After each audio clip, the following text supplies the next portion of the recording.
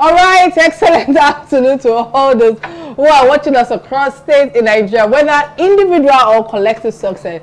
It's not something that can be gained in a day. Let me put it like that. As a community of people, our condition may not be right today, but we will continue to fight and advocate until we have a change for a better and prosperity of all in our country, Nigeria. Again, I say welcome to another interesting episode of Real Talk with Kike. And of course, I have my Real Talker on the platform. Let me start with the house husband, looking smart. How are you doing today, Marshall? It looks like an olopa. He's an olopa now. Indirectly, an olopa. Well. How you doing? I'm beautiful. It's good to be here.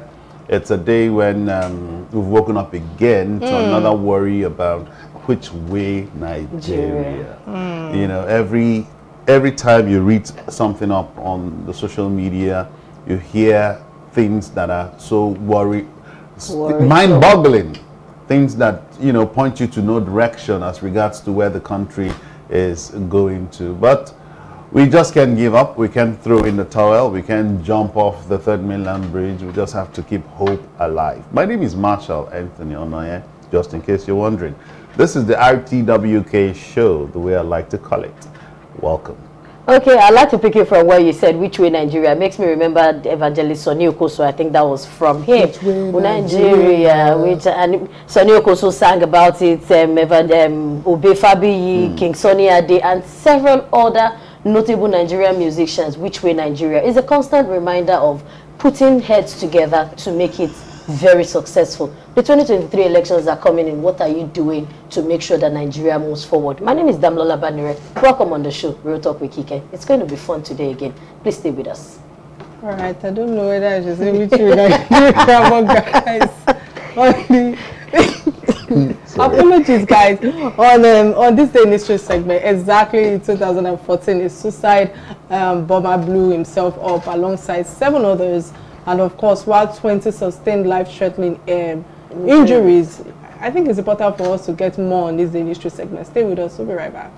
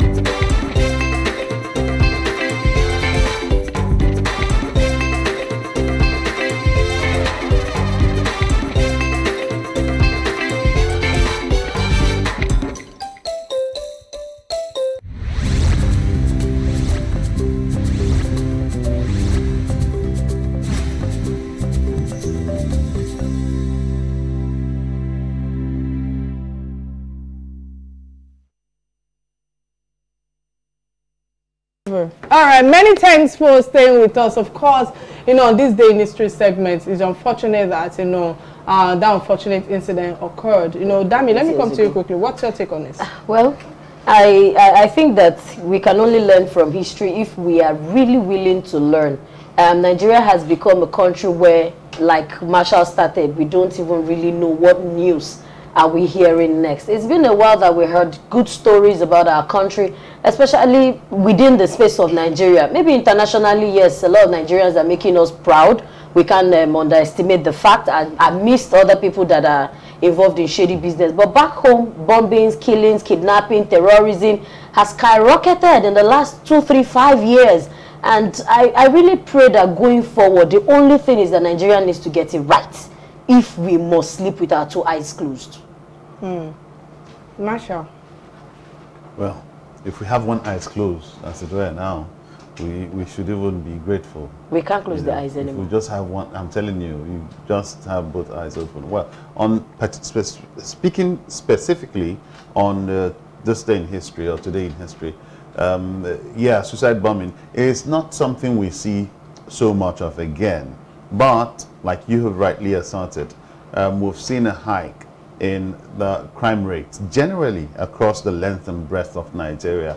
You heard about the lawmaker who was kidnapped and eventually beheaded, even after paying 15 million naira ransom as demanded by the captors. So, and then, of course, you know what's happening in the northern part. Initially, it used to be news from the northeastern part of Nigeria, but now it's spread across, even down to the middle belt and all of that, killings all across. So I think they've usurped the suicide bombing for banditry and kidnapping and all of that. Yeah. It's so unfortunate, but let's go on a quick break to get a message from our sponsors. Please stay with us. We'll be right back. We started our journey over 7 years ago, connecting travelers to their favorite destinations. Since then, we have revolutionized how we want our passengers to feel while flying. That is why we've introduced our brand new Embraer 195 E2 aircraft.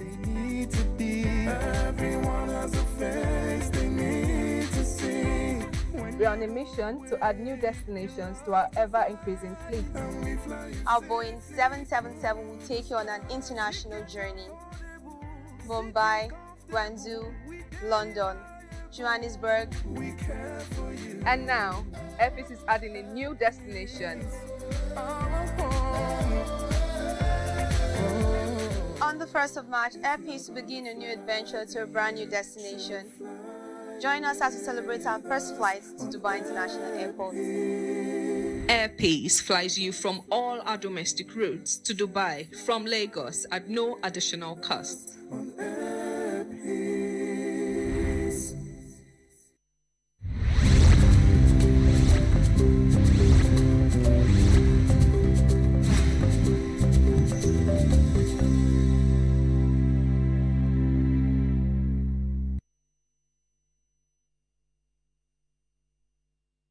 All right, many thanks for staying with us while we are trying to, connect to our guests. I think it's important for us to quickly treat trending stories that binds us together, stories that interest us as family.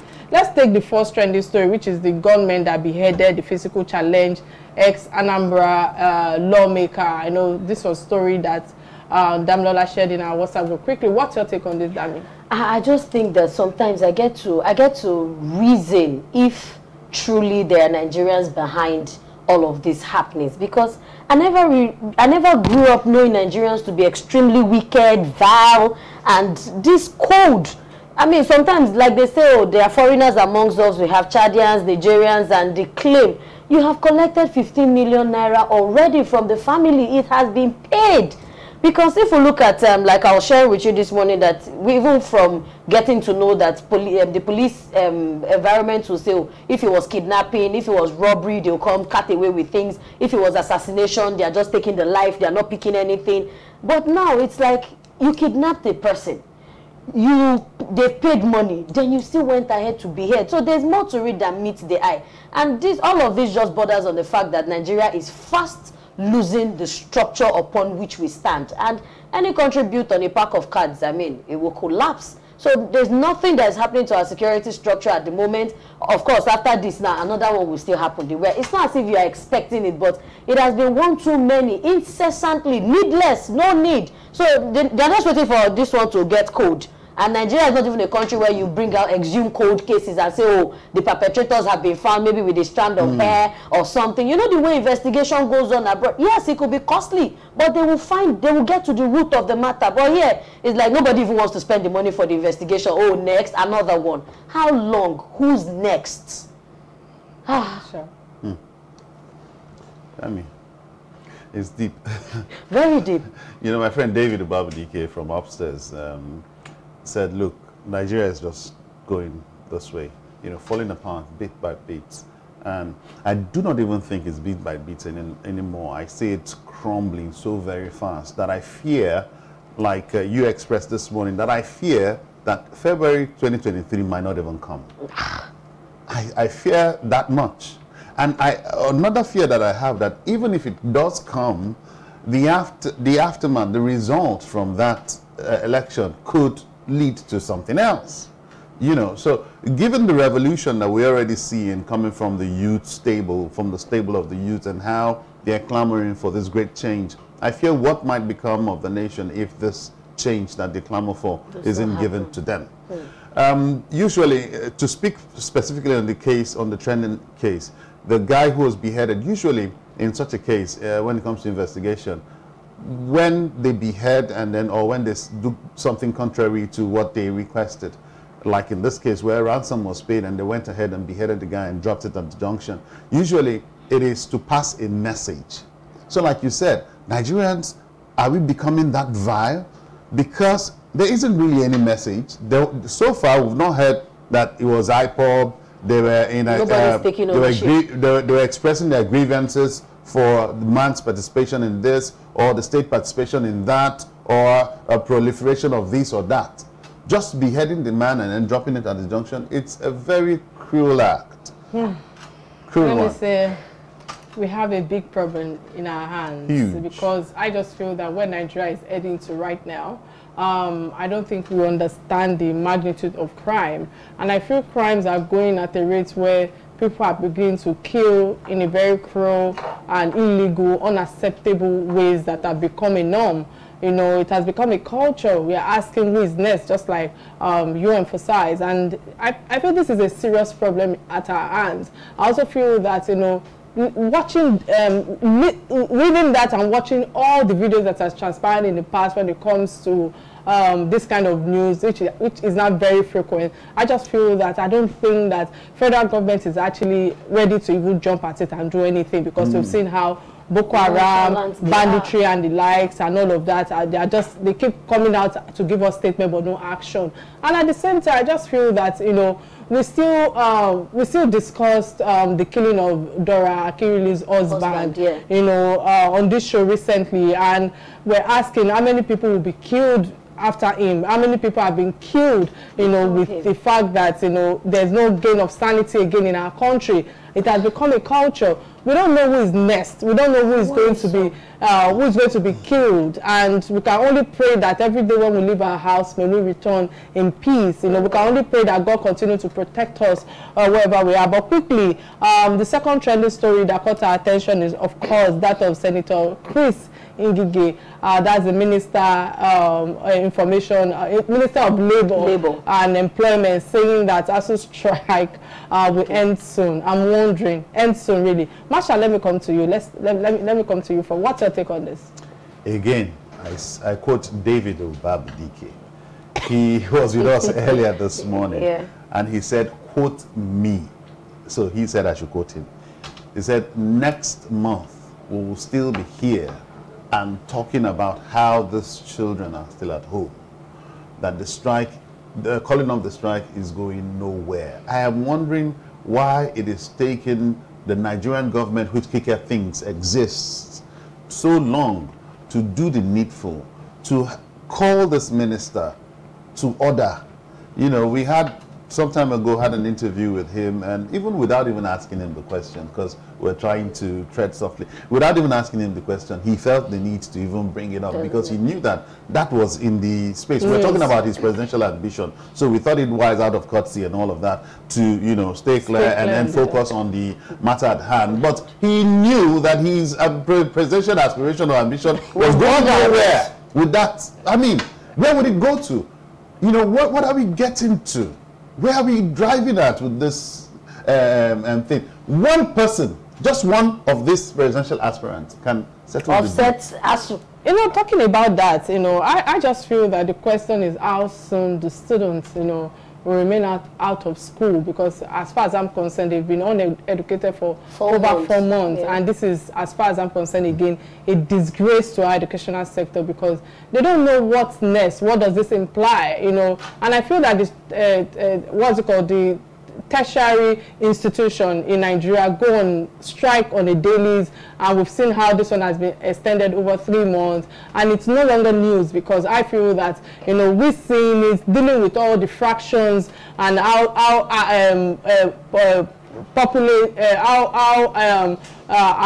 powerhouse and of course our active population of Nigeria is at the moment. As at today, according to news, over 18 million students are out of school. That's a large number out there. Hence the reason why you see that the crime rate have gone up. And they mean, like, I don't know if they actually mean well for, you know, the Nigerians' future, because I really do not understand why it's taking us forever. Why we keep going through the same challenges year in, year out. Hence the reason why I just feel that when will all of this end? And, you know, within this period again, you know, we've seen lecturers have taken to businesses, some have even become Uber drivers, you know, just to feed their families, you know, just to meet ends meet. And some students over this period also have turned into, for lack of a better word right now, prostitution. We keep it real on this platform, you know, and also all sorts of crimes have gone up in large scales and the likes and all that. So they seem not to even know what exactly they are doing, all because I feel that 2023 is what is on the mind of most of our politicians. Yes. Everybody is thinking of what's next. Meanwhile, they have ignored what they can use to actually debate on 2023. So all these years, what are we doing as a nation? You know, we keep patching things up. When things happen, we sweep it under the carpet. Nigerians are resilient in our spirit. Before any student can decide to say, I want to go and learn how to do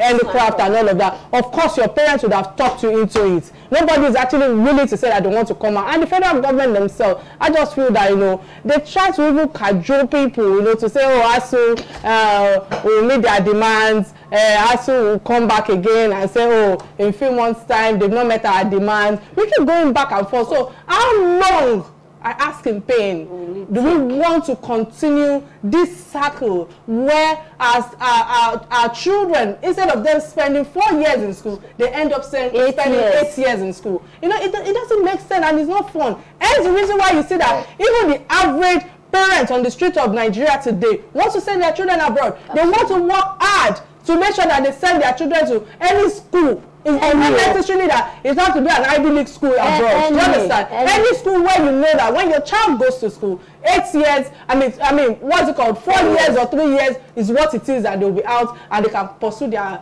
future from there. It's so unfortunate. I think to buttress what you said, in my own opinion too, some of our leaders don't even think about the phrase, the popular proverb that says an idle man is the devil's workshop. Most of our youths have become the devil's workshop. Looking at how ritualism has skyrocketed, prostitution, like you mentioned, cybercrime. There's never a day or a week that you don't see FCC chasing some boys in some states or the other. How did we get here? It degenerated badly into this. And now parents are really, really working extra hard to send their children abroad. It's not as when they come, they are better than some of us that are here. No, but because the parents don't even want to let, you know, it's not a popular prayer, may Nigeria not happen to you. And in my head, I'm like, how did we even get there? May Nigeria not happen to you. Kike, when you said 18 million children out of school, it's not even as a result of the ASU strike. So let's put it in the right perspective. 18 million children out of school, as in out-of-school children. Now, that only goes to emphasize the fact that there is very, very minimal concentration or attention by the government of the day. Buhari's budget on education last year was the least in 10 years. And I saw that for a fact on Google. It was the least in 10 years from what we've been having over and over. I mean, a nation that cannot educate children, what do you expect them to do? How do you expect them to live life? How do you expect them to integrate with other people? Because you find out that, I say to a lot of people, I said this thing is IQ. Forget parenting, because you're bringing your gene, I'm bringing my gene, we're producing a child. I'm sorry to say, if the father or the mother is dumb, you really cannot have anything out of the child. Now, you now put that dumbness with the fact that there's Brooklyn in the society, there's poverty. So how do you even expect a child to function? Because you cannot even afford good schools. It used to be public schools then, but now everybody is even gearing towards private schools. Exactly. Even private schools now are failing. And when you guys say abroad, Kike said the cupboard man on the street is even struggling to send the child abroad. Is even Ghana here. Yes, and anywhere. Then abroad is Togo. Abroad is Benin Republic. Cotonou. Seriously, because in 3.5 years the child is out. Graduate.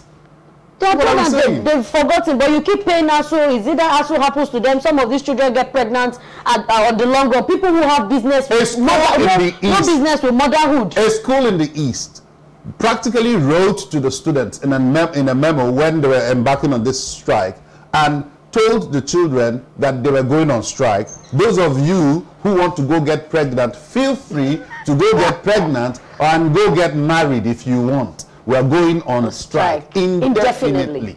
All right. The second trendy story. The third one. The third trendy story, many things that caught our attention is that of, I think that's actually breaking news because that dropped while we're on set. Is I think Beatrice, what's the couple's name? Ike Former deputy speaker. Former deputy Senate president. Former deputy Senate president and his wife, Beatrice. You know, let me come to you, Damilola. What's your take on this? I'm off because the news said, in quotes, the news said they were arrested for harvesting of organs, human organs. Conspiracy to harvest. Okay, they took a child. It was alleged that they took a child abroad to harvest organs. Now in my head, I'm like, share kidney bank are finished. I be eye bank. What organ do they want to harvest? To what end? For what use?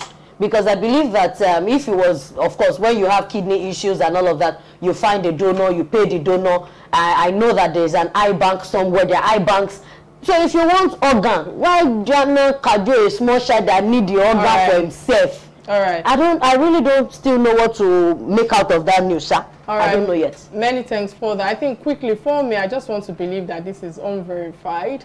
And if it's verified, I feel that it's a big shame to Nigeria again, a total disgrace to our country, and a total disgrace to our government, you know, our system and our dignity right now, especially when it comes to this news that is attached to Senator Remadu, who is the current serving lawmaker from Enugu State and is also an ambassador to our country. I just feel that what kind of ills do we continue to, you know, project when it comes to international what's it called, international system? Because I just feel that saying that they are involved in organ harvesting, this is a multiple degree of crime, if you ask me. And first is the fact that, you know, human trafficking is a no-no. Second is the fact that organ harvesting and how many more crimes of if they found them guilty, you know, at the court of law. Because as far as I'm concerned, I feel that our leaders, you know, please, I don't want anybody to quote me. I just feel that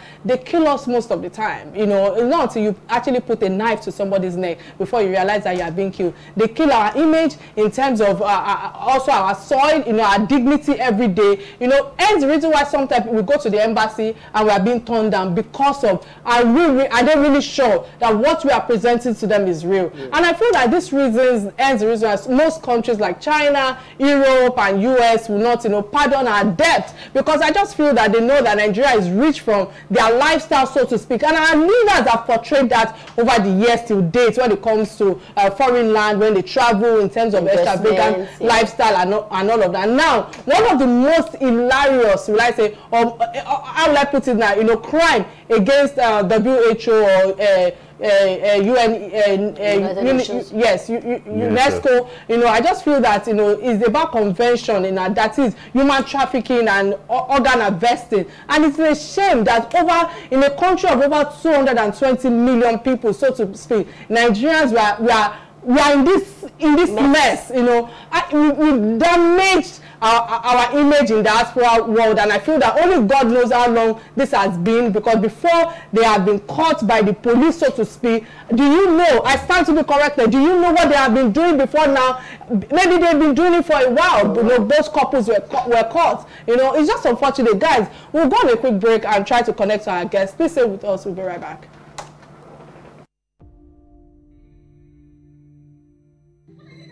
I used to care for the world's opinion. I used to fear their rejection. I used to beg for validation, and I used to wait to be seen. But the fire that burned in me was hotter, and the passion that lived in me had a voice of its own. So I stopped waiting and started to act. I stopped fearing and started to live. And when they thought I'd fail, I stepped into my power. Because my time is now. I'm still Malta. Be your best.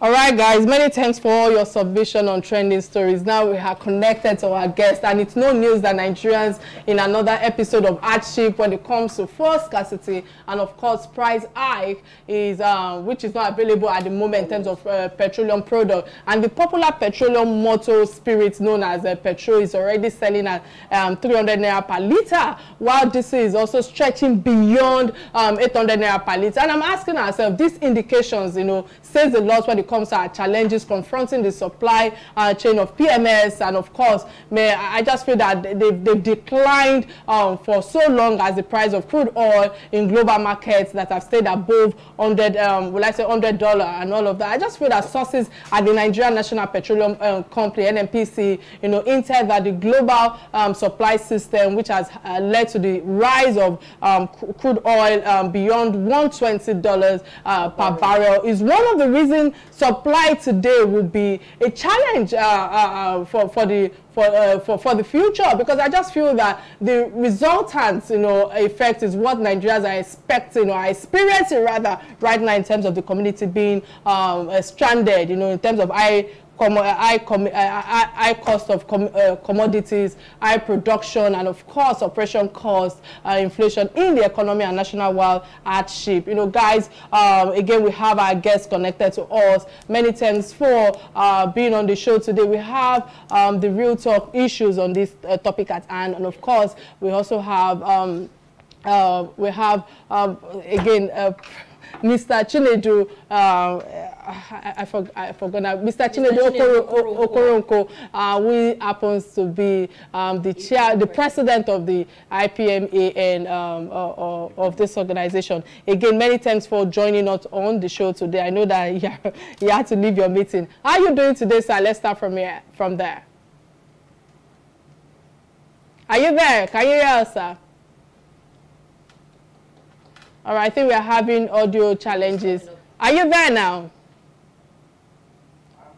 All right, fantastic. I don't know if you can speak a little bit louder. We're having challenges hearing you properly. But sir, your association, let's go straight to the topic at hand, because I know that we are really out of time in terms of today's show. Your association is saying that what is happening at the moment is not sustainable to sell for at 165 per liter. And however, I would like to ask you, because I know as of yesterday, your association still warned their members against selling petrol above the government approved price of 165 naira per liter. My question to you now, sir, how do you intend to address the supply chain issues, and where do you think that the federal government at the moment are resolving this matter based on negotiations on the table? Have there been negotiations with federal government thus far? Thank you for having me. I think what is going on right now is a situation where every hand must be on deck. You will understand that globally there is a problem that has to do with energy, occasioned by the problem of Ukraine and Russian conflict. Good. Now, but we have a window of still enjoying this subsidy. The approval of 4 trillion was gotten from the National Assembly. And we believe if properly managed, we might not experience a serious shock. Yes, my members are really facing undue challenges in this business, we are really facing undue challenges. But we've been able to get some consolation from the NNPC, the PPMC, that this thing is not their own making. And we want to believe it because everybody in the chain of activities have their own role they should play. Those who have tank farm, those who have filling stations, those who have trucks. For us, the owners of this filling station, the cost for which we are assessing this product for private tank farm owners is what we have taken up with NNPC. And they have given us assurance that they have enough stock. And we've been able to verify that. So what we are saying right now is that these private tank farm owners should operate within the confines of this platform of, the templates. That is to say, 148 naira 0.78 kobo. That is what they're giving in the plate. A situation where we will not assess it at that price. That is why you are seeing people putting their price. For instance, when you get this product maybe for 162 naira instead of 148, look at the parity. It's huge. You will now include the transport. Maybe those in Lagos will have about 8 naira to bring it to the filling station, inclusive. By the time you assess it, it's coming up to 170, naira. Then how do you expect them to sell at 165? That is the problem. But as a responsible organization, NNPC, they have started massively 3-4 days ago to release product from these private tank farm owners. Like I said yesterday in AIT, pretty soon these things will be over because the money for this subsidy have been budgeted, I think, and they are applying it. So there is nothing to panic. And my members, like I said yesterday, were willing to sell at 165 naira, even though we're not making much margin, maybe under 7 or 8 naira. But we're still willing to sell at that 165 naira. It's a sacrifice. But the other assurances, I think NNPC, they've started doing it, is that we must get this product at 148 naira 0.17 kobo. I think that is the way to go. Thank you. When you mentioned that the whole issue will be resolved pretty soon, can there be a timeline for Nigerians to at least expect this pretty soon time off, having this having a total end to this current menace on ground as regards purchase of fuel? You know that this thing, the audio is not too clear, but if I really get okay. You're talking about remedy, right? Hello? Yes, sir. I'm saying, how soon is this pretty soon we are looking at? Oh, it has started. In Lagos, what is the situation there now? Let me ask you, because I'm calling from Abuja. I know that things are beginning to... As at today, I'll use myself as an example. It was when I got to the fuel station, maybe about 4 or 5 cars as regards yesterday and the day before yesterday. So I can authoritatively say it has started getting a reduction. But some filling stations are not even selling at all. They are not open. They don't... No, not selling is to mean that they have not gotten. But I can tell you for free that 24 round-the-clock loading is happening now in Lagos and other depots in Nigeria. That is to affirm the fact that the NNPC, their 32 or 33 days in the storage availability is working. I think we must give them that credit. Then the situation, I think the best option is to designate certain tank farms for my members. We control over 80% of the downstream sector. If with our strength, we are now giving maybe those in Lagos, give them 3 or 4 tank farms where they will go and load.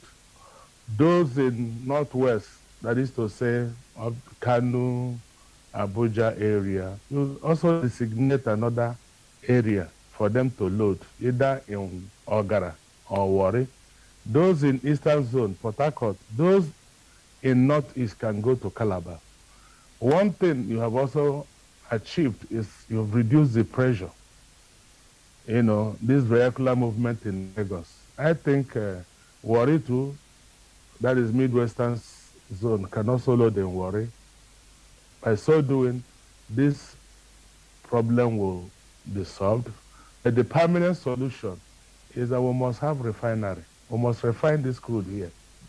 And I believe with the involvement of the likes of Dangote, Bua, and even those NNPC refineries now, they are working on it.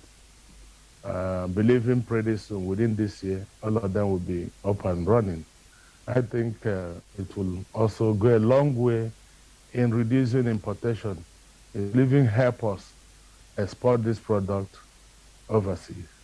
And we'll also begin to realize the potentials of this endowment in our country, where we will now begin to make money in exporting rather than, you know, depleting the hard currency, you know, and putting pressure on the dollar. I think there is still hope, and I believe all hands must be on deck.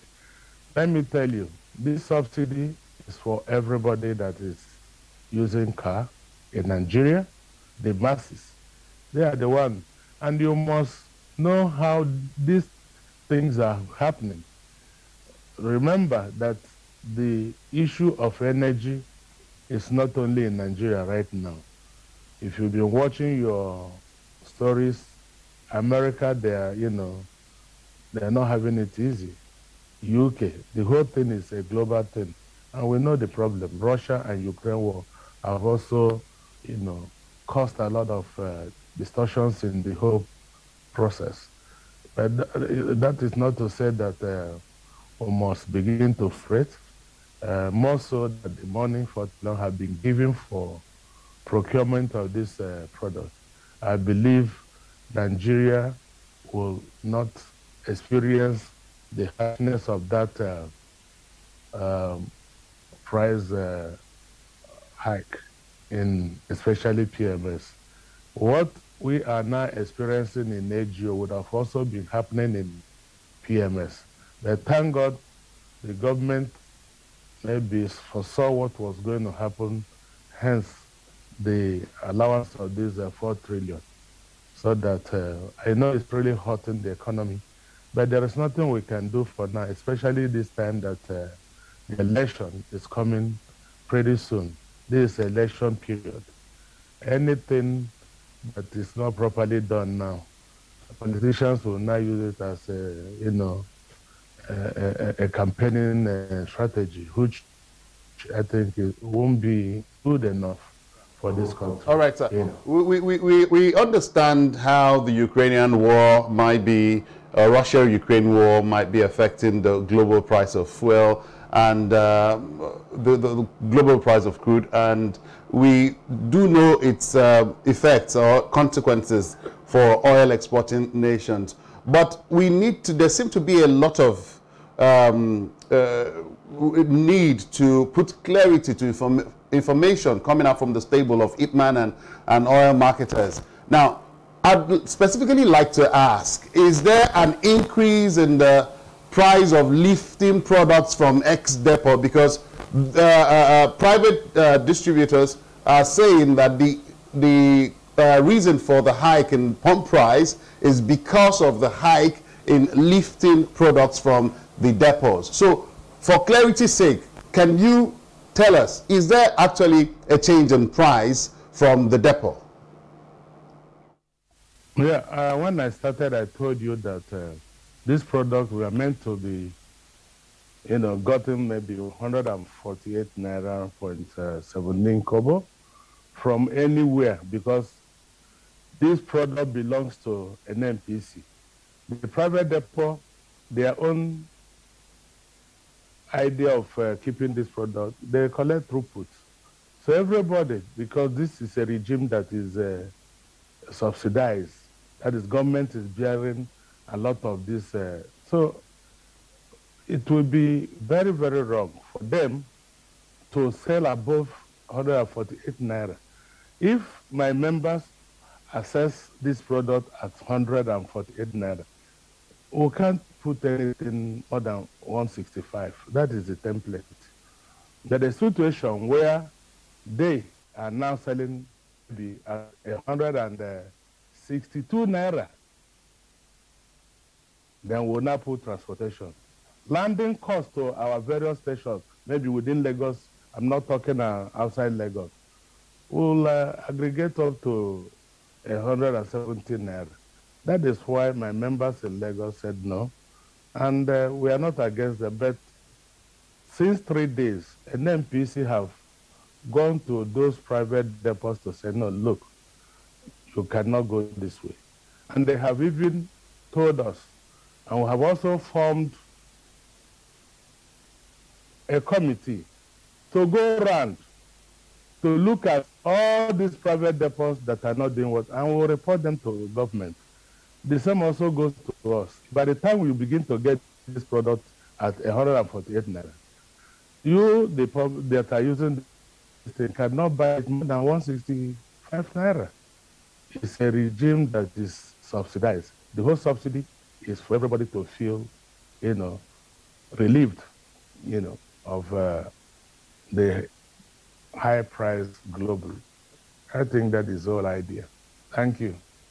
Many thanks for that submission. So I wish that I can actually ask you a question on the refinery that you touched on earlier, hoping that we'll have more refinery, but I also bringing in Alhaji Aliko Dangote. But because of time, I would like to ask you, because I know that part of the issues that the Petroleum Industry Act bill came to correct is the supply chain issues. And when it was signed, there were concerns, and many were of the opinion that, or many were excited or happy that that will bring an end to fuel scarcity in Nigeria. But as of today, we are still where we are. Why is it so, sir, despite the new bill?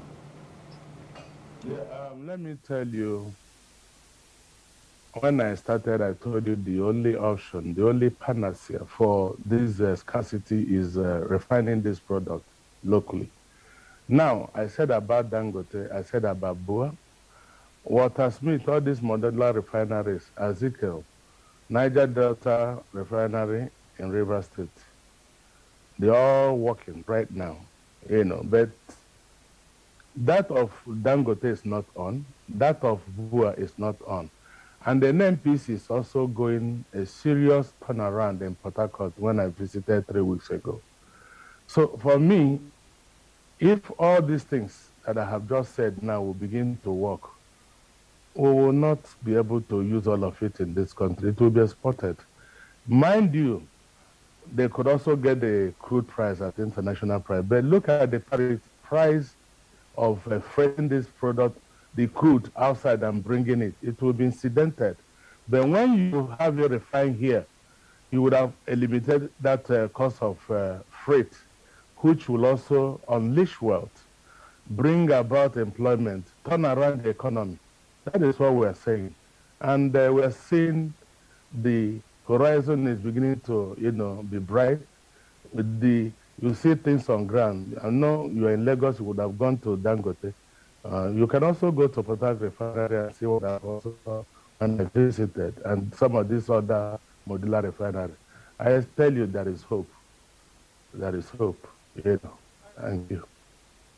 There's hope right there. Let me use this opportunity to open our phone lines. Remember, you can be part of this conversation by calling our studio number 0809-88774000, showing on your screen right now. And remember, we're streaming live on Silverbird platform, on Facebook and YouTube, and of course on Real Talk with Kike. I say many thanks for all your submission thus far. Okay, sir, I want to ask, because you mentioned that there is hope if we begin to refine locally. Are we saying that refining locally will also bring about a reduction in the price we pay now for PMS? It will really reduce the price. I said about transport parity. You know, the cost of getting the crude out and refining it and bringing it here, you know, will no more be there. And when you aggregate that cost, it's enormous. It will also add. And this competition that will happen, you know, will also bring the best. Everybody will be competing to catch the market. And the customers will not be the king. It happened in the telecommunication industry. When it came out, you know, newly, the same card, you knew how much you bought it. But now, some of these companies are telling you, take the same card, but they know you get the card. They will now begin to leverage on that. When we begin to refine here, it's not only PMS, AGU, and this, and there are other things we can get that can also be applied vertically into industries, maybe pharmaceutical, paint industry, you know, a lot of them. That will also unleash wealth. We have a lot of items embedded in that crude that is not refined. With this refining here, it will release some of those things, paraffin wax and everything, engine oil, lube oil, base oil, you know, a lot of things will be derived if we begin to refine it here. But now, if you want to, you know, look at the whole thing, we import all those things that ordinarily we're supposed to have harnessed here. It will also go a long way to applying to reducing even the cost of this. More so, Nigeria is also thinking of going into gas, deepening the gas utilization in this country. I think that will unleash another form of employment and wealth. You know, for me, I'm in this industry and I know a lot of things is beginning to evolve. The proper thing for us to do now is just to keep our fingers crossed and have the hope that we are moving somewhere. Thank you. I like the way you say you're in this industry and you know that comes from a point of authority, you know, with so much authority. But what sometimes baffles my mind, the layman on the street, is would be hearing more often than not that, I mean, this fuel we have is something that is not going to be there forever. And you find in other climes where people that are involved or stakeholders in the oil and gas sector are beginning to think of alternatives and even sponsoring efforts and initiatives to harness other alternative means of fuel. It's boggling for me why, you know, people like you and stakeholders in the oil and gas sector in Nigeria don't seem to be putting so much to enhance other initiatives that seem to promote alternative source of fuel for us. So I don't know what you would, how you'd like to respond to that. I told you about deepening gas. Gas is where everybody is going globally. And this country is seriously endowed with a lot of deposit of gas. It would be wrong for you to say we are not making effort in, you know, trying to develop alternatives to others. I told you, even 10 years back in Benin, our association, with the help of NIPCO PLC, you know, set up a CNG plant in Benin. The facts are there, they speak for themselves. You can go there and verify. A lot of people are running on gas in Benin City there. You can make your call, you know. So IPMAN is not, you know, fixated to the point of not thinking about alternatives. I told you, ask them when did we start selling CNG in Benin. Right now we are moving it to industries in Lagos and everything. You can also verify, you know, some of them in Agbara, some of them in this other industrial layout in Lagos. And I believe it's our initiative 14 years ago.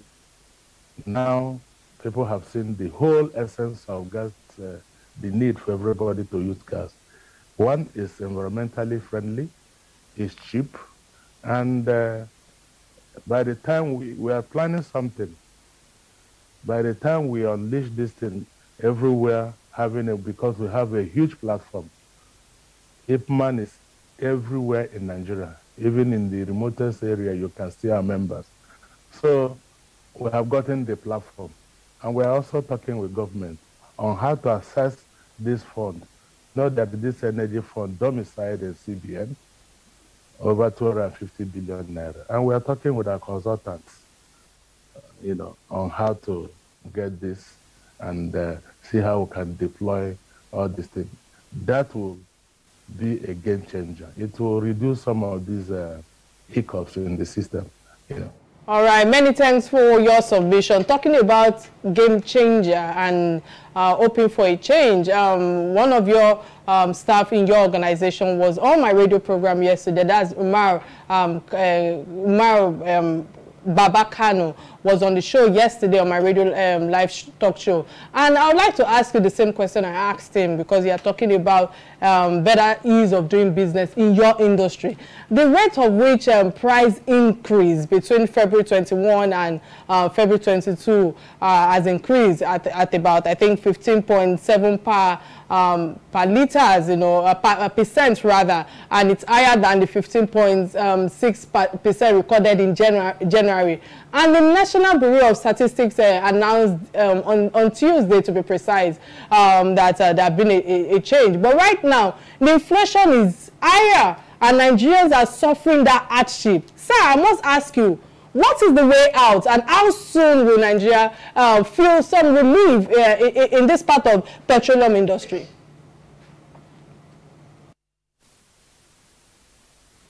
I think the audio wasn't clear.